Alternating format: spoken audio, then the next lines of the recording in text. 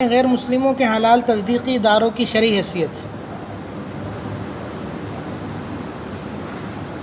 ان اداروں کی شرعی حیثیت یہ ہے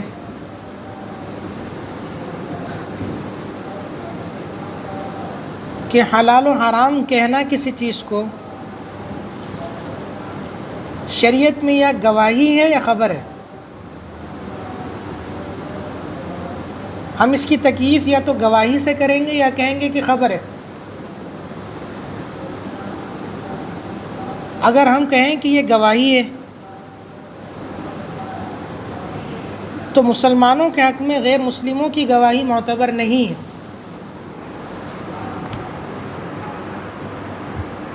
اور اگر یہ کہیں کہ یہ خبر ہے تو دیانات کے باب میں غیر مسلموں کی خبر کا بھی اعتبار نہیں ہے۔ حتیٰ کہ فقہاء نے تو سمت قبلہ سے متعلق بھی کسی کافر کی خبر کا اعتبار نہیں کیا۔ حلال و حرام کی جو بات ہے یہ تو اس سے بہت بڑھ کر ہے۔ ہاں، معاملات کے باب میں ضرورتاً کافر کی خبر کا اعتبار کر لیا جاتا ہے، لیکن جہاں تک دیانات کا تعلق ہے تو دیانات کے باب میں کافر کی خبر کا اعتبار نہیں ہے، اور گواہی مانے اس کو تو غیر مسلم کی گواہی بھی مسلمانوں کے حق میں معتبر نہیں ہے۔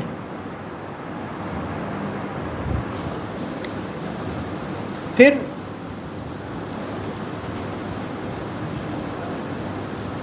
غیر مسلموں کی حلال و حرام سے متعلق گواہی یا خبر کے معتبر نہ ہونے کی حلال کی کتابوں میں مختلف وجوہات لکھی گئی ہیں۔ بعض وجوہات تو فقہی ہیں اور بعض وجوہات ہیں جنہیں ہم کہہ سکتے ہیں کہ معاشرتی وجوہات ہیں۔ ان میں سے پہلی وجہ یہ ہے کہ حلال و حرام جو ہے یہ خدائی منصب ہے۔ اللہ تعالیٰ کا یہ منصب ہے، وہ کسی چیز کو حلال کہیں یا کسی چیز کو حرام کہیں تو اللہ تعالیٰ کے اس منصب کی نیابت ہم کسی غیر مسلم کو دے دیں جو مسلمان بھی نہ ہو تو یہ شرعاً یہ درست نہیں ہے۔ اور دوسری وجہ یہ ہے حلال و حرام کی جو تصدیق ہے یہ شہادت ہے، اور شہادت کے اندر بالادستی کا معنی پایا جاتا ہے اور برتری کا معنی پایا جاتا ہے، اور کسی غیر مسلم کو کسی مسلمان کے اوپر بالادستی حاصل نہیں ہے اور فوقیت اور ولایت حاصل نہیں ہے۔ اس وجہ سے بھی کسی کافر کی خبر یا گواہی جو ہے وہ مسلمانوں کے حق میں معتبر نہیں ہے۔ تیسری وجہ یہ ہے غیر مسلم کے اندر اسلام کی جو مذہبی روح ہے اور بانی سے جو عقیدت ہے وہ نہیں ہوتی۔ ایک مسلمان کے دل میں جو مذہبی روح ہے اور بانی سے جو عقیدت ہے وہ جس درجے میں ہوتی ہے، ظاہر سی بات ہے کہ جو اس مذہب کو ہی باطل مانتا ہے اس کے اندر وہ مذہبی روح نہیں ہوگی اور بانی سے وہ عقیدت نہیں ہوگی، شارع سے عقیدت نہیں ہوگی، تو اس کی بطور خاص دیانات کے باب میں ایک بات کو کس طریقے سے معتبر مانا جا سکتا ہے۔ چوتھی وجہ یہ ہے کہ کفار کے نزدیک مسلمان ناحق دین پر ہیں، باطل پر ہیں، اس لیے اگر حلال و حرام کا نظام ان کے ہاتھ میں دے دیا جائے اور ان کے تصدیقی اداروں کو معتبر مانا جائے تو اسلام کے ایک بہت اہم شعبے کو نقصان پہنچا سکتے ہیں اور نقصان پہنچانے کی ایک سازش ہو سکتی ہے۔ اس وجہ سے بھی ان کی حلال و حرام کے باب میں بطور خاص یا دیانات کے باب میں بطور خاص بات کا اعتبار نہیں ہے، اور ان کے حلال تصدیقی اداروں کا بھی اس بنیاد پر اعتبار نہیں ہوگا۔ پانچویں وجہ یہ ہے کہ پورے دین اسلام کا حاصل ہی حلال و حرام ہے، کہ کوئی چیز یا حلال ہوگی یا حرام ہوگی۔ اگر آپ حلال و حرام کا مدار ہی کافر کی گواہی یا شہادت پہ رکھ دیں تو دین اسلام کی جو بنیاد اور اصل ہے وہی آپ کافروں کے ہاتھ میں دے دیں گے، تو یہ شرعاً نقصان دہ ہے اور درست نہیں ہے کہ جو آپ کی بنیاد ہے دین اسلام کی حلال و حرام، آپ اسی کا مدار رکھ دیں کسی کافر کی بات پر، ظاہر سی بات ہے کہ یہ درست نہیں ہے۔ چھٹی وجہ یہ لکھی ہے کہ حلال کی اسکیم کو ناکام کرنے کی سازش ہو سکتی ہے، جیسا کہ میں نے پیچھے بھی عرض کیا کہ اگر ان کی بات کو معتبر مانے اور حلال و حرام کا پورا سیٹ اپ ان کی بات پر قائم کر دیں تو ان کے کہنے سے کوئی چیز حلال ہوگی اور ان کے کہنے سے کوئی چیز حرام ہوگی، تو اس طرح تو بڑا فساد پھیل جائے گا۔ جب ایک مذہبی روح موجود نہیں ہے، مذہب سے عقیدت موجود نہیں ہے، تو وہ اس دیانت کے ساتھ اس کام کو انجام نہیں دیں گے، تو حلال کو حرام اور حرام کو حلال قرار دیں گے، جس سے مسائل پیدا ہوں گے۔ اور ساتویں وجہ کتابوں میں یہ لکھی ہے کہ حلال و حرام کا معاملہ اہم ہونے کے ساتھ ساتھ حساس بھی ہے۔ اس کی وجہ یہ ہے کہ گوشت کے اندر اصل حرمت ہے،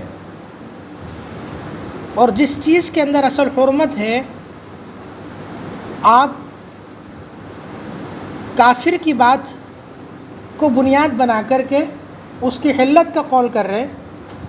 تو یہ درست نہیں ہے۔ اور ایک وجہ یہ لکھی ہے کہ جو کفار ہیں اور غیر مسلم ہیں وہ اعتقادی مسائل کے تو مخاطب ہیں، فروعات کے مخاطب نہیں ہیں، اور حلال و حرام کا جو تعلق ہے وہ اعتقاد سے نہیں ہے، وہ فروعات سے۔ تو اسے ایک فقہی وجہ کہہ سکتے ہیں کہ اس بنیاد پر کسی کافر کی بات یا گواہی وہ معتبر نہیں ہے۔ اور ایک وجہ یہ لکھی ہے کہ غیر مسلموں کے لیے شریعت میں حکم یہ ہے کہ وہ مسلمانوں کی جو مذہبی اصطلاحات ہیں وہ استعمال نہ کریں، کہ جن سے مسلمانوں کے ساتھ ان کا اشتباہ لازم ہے، اور اگر حلال و حرام کے باب میں ان کی بات کو بنیاد بنایا جائے گا تو وہ صرف اصطلاحات استعمال کرنے والے نہیں ہوں گے، بلکہ آپ کی پوری انڈسٹری ان کے قول پر کھڑی ہوگی۔ تو جب اصطلاحات استعمال کرنے تک کی اجازت نہیں ہے تو پوری انڈسٹری کو ان کی بات پر قائم کرنے کی اجازت کہاں سے ہو سکتی ہے؟ تو اس سے یہ پتہ چلا کہ کسی غیر مسلم کو آپ حلال کے میدان میں بطور کارکن تو رکھ سکتے ہیں، بطور ورکر تو رکھ سکتے ہیں، لیکن کلیدی اسامی جو ہے اور جو بنیادی ذمہ داریاں ہیں وہ کفار کو دے دیں اور غیر مسلموں کو دے دیں،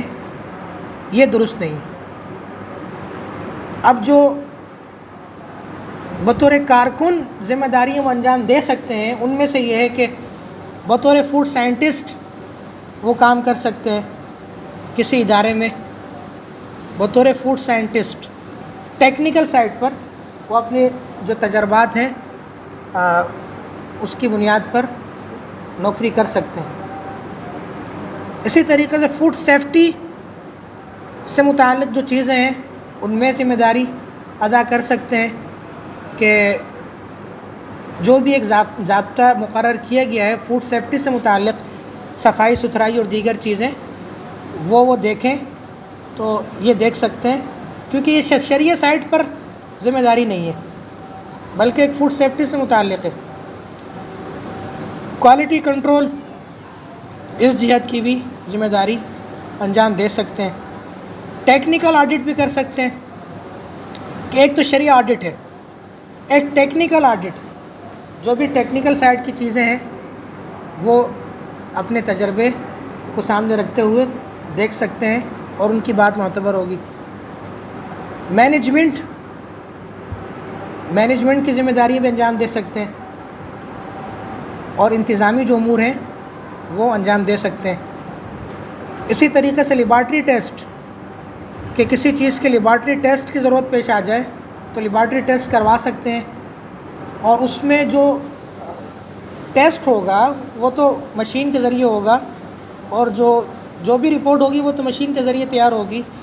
اور بنیادی طور پر اس کا کوئی عمل دخل نہیں ہوگا کسی چیز کو حلال یا حرام قرار دینے میں. تو لیبارٹری ٹیسٹ وغیرہ بھی ان سے کروا سکتے ہیں اور یہ ذمہ داری ان کو دے سکتے ہیں. تو اس پوری بحث کا خلاصہ یہ نکلا کہ اگر کوئی حلال تصدیقی ادارہ ایسا ہو جو بالکل الف سے لے کر یا تک غیر مسلموں کا ہو تو اس کا تو بالکل اعتبار نہیں ہے. اور اگر کوئی حلال تصدیقی ادارہ غیر مسلموں کا ایسا ہو جس کا شریعہ بورڈ مسلمانوں کا ہو اور ادارہ غیر مسلموں کا ہو، شریعہ بورڈ میں کوئی غیر مسلم نہ ہو، شریعہ بورڈ مسلمانوں کا ہو، باقی پورا ادارہ غیر مسلموں کا ہو، تو بعض علماء نے اس کی اجازت دی ہے کہ اس شریعہ بورڈ کی تصدیق معتبر ہوگی. لیکن اکثر علماء نے اس شریعہ بورڈ کی تصدیق کو بھی معتبر نہیں مانا. وجہ ہے کہ فقہاء نے بھی لکھا ہے التابع تابع، التابع لا یفرد بالحکم، کہ تابع ہوتا ہے جو اوپر کے افراد ہوتے ہیں جن کا ادارہ ہوتا ہے، ان کا اثر بہرحال ماتحت پر پڑتا ہے اور ماتحت کے فیصلوں پر اس کا اثر پڑتا ہے. تو اکثر علماء نے اگر تصدیقی بورڈ مسلمانوں کا ہو اور ادارہ غیر مسلموں کا ہو تو اس ادارے کی تصدیق کا بھی اعتبار نہیں کیا. اور ایک بات یہ ہے کہ اس ادارے سے جو بھی فیصلہ ہوگا اگرچہ مسلمانوں کے تصدیقی بورڈ سے ہو لیکن وہ منسوب ہوگا ادارے کی طرف. تو یہ پہلو بھی ہے. اور دوسرا یہ کہ اس فیصلے پر ادارے کا اثر ضرور ہوگا، ادارہ اثر انداز ضرور ہوگا فیصلوں کے اندر. تو اس ایسے ادارے کی تصدیق کا بھی اعتبار نہیں ہے. تو معتبر وہ ادارہ ہوگا جو مسلمانوں کا ہو اور کلیدی اسامیوں پر مسلمان ہوں، اور جو مینجمنٹ سے متعلق